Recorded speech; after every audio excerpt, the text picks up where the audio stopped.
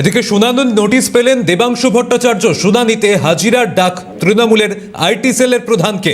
রাজা সাহা প্রতিনিধি রয়েছেন আমাদের সঙ্গে। রাজা, দেবাংশু ভট্টাচার্য তিনিও শুনানিতে ডাক পেয়েছেন, কি জানা যাচ্ছে? আগে তোমাকে বলি, দেবাংশু ভট্টাচার্য তৃণমূল আইটি সেল প্রধান, তাকেও শুনানির নোটিশ পাঠানো হয়েছে এবং তিনি একেবারে সামাজিক মাধ্যমে স্পষ্ট করে লিখেছেন যে ভারতীয়তে প্রমাণের ডাক পেলাম। এবং আমরা যখন দেবাংশু যোগাযোগ করি তিনি বলছেন যে তিনি জানেন না যে তাকে কেন ডাকা হয়েছে। তার মা বাবার নামেও কোনো সমস্যা নেই, তার মা বাবার নাম 2002 সালের ভোটার তালিকাতে ছিল। ফলত তিনি বুঝতে পারছেন না, তাকে আজকেই যেতে বলা হয়েছিল শুনানি কেন্দ্রে, কিন্তু যেহেতু তিনি আজকে দলেরই একটি রাজনৈতিক প্রোগ্রামের জন্য ভিন জেলায় রয়েছেন, আগামী 27 তারিখে শুনানি কেন্দ্রে যাবেন দেবাংশু ভট্টাচার্য। তিনি জানান আমাদেরকে যে তিনি যাবতীয় তার কাছে যা যা নথি রয়েছে সব নথি নিয়ে যাবেন এবং নির্বাচন কমিশন যা যা নথি চাইবে।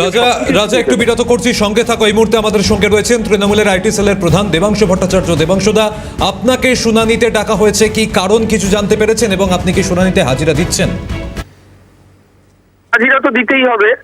27 তারিখে ডেকে পাঠানো হয়েছে, কারণ এখনো পর্যন্ত জানি না, কারণ আমাদের বিএলও ম্যাডাম যিনি আছেন একটু অসুস্থ, তাই ফোন করেই জানিয়েছে, নোটিশটা এখনো হাতে পাইনি।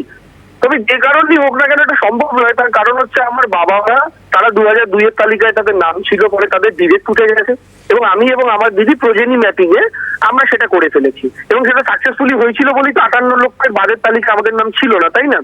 শুধু আমি এবং আমার দিদি ডাক পেয়েছি তাই নয়, আমাদের কাকার ছেলে পিলেরাও ডাক পেয়েছেন, আমার মেজো কাকার ছেলে ডাক পেয়েছেন, ছোট কাকার মেয়ে ডাক পেয়েছেন, ফলে ফুল ফ্যামিলি শুদ্ধ।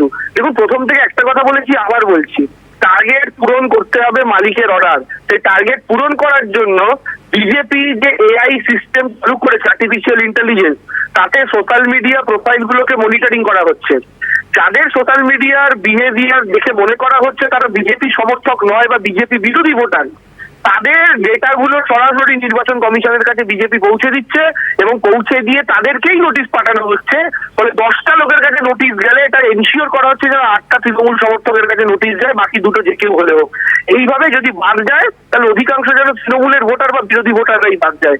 এই জিনিসটা করা হচ্ছে নিশ্চিতভাবে বলতে পারি, কারণ সোশ্যাল মিডিয়াতে যারা যারা এক্সপোজ পলিটিক্যালি, যাদের কোনো লাইক কমেন্ট শেয়ারে ঘরানায় বোঝা যাচ্ছে তারা বিজেপি সমর্থক নয়।